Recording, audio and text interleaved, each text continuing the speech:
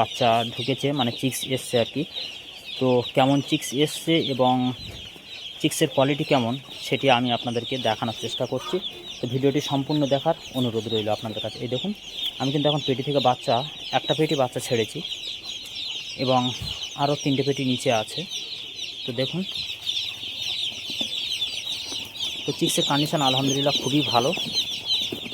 এই দেখুন, এবং এ গ্রেড এবং ভালো মানের বাচ্চা চেনার উপায় হলো, এই দেখুন গায়ে কালো মানে ছিটে দাগ থাকবে এবং বাচ্চাগুলো উল্টে দেওয়ার 3 সেকেন্ড পর কিন্তু বাচ্চাগুলো উঠে যাবে। এই দেখুন, এইভাবে এই দেখুন, মানে দেওয়ার সঙ্গে সঙ্গে আর কি বাচ্চাগুলো লাফ কেটে উঠে যাবে। দেখুন, এই দেখুন।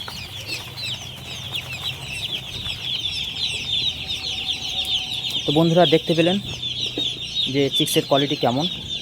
তো ভিডিওটির সঙ্গে থাকুন, আমি চিক্সগুলো ছেড়ে নিয়ে আমি কন্টিনিউ করছি ভিডিওটি।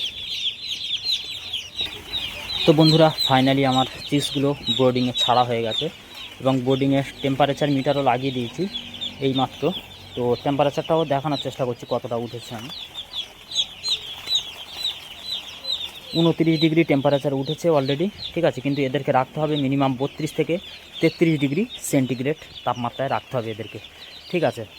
তো মোটামুটি এদের জন্য আমি, যেহেতু এখন শীতকাল, তো 5টা 200 ওয়াটের বাল্ব জ্বালিয়ে দিয়েছি এবং একটি রুম হিটারের যে রড পাওয়া যায় সে রডটি আমি লাগিয়ে রেখেছি, ঠিক আছে।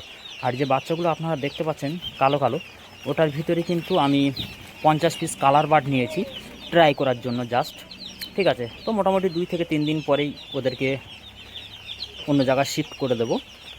তো ফাইনালি বাচ্চা ছাড়া হয়ে গেছে এবং এদেরকে যে মেডিসিনটা দেবো সেটা হলো আমি অরেঞ্জ তৈরি করে দেব।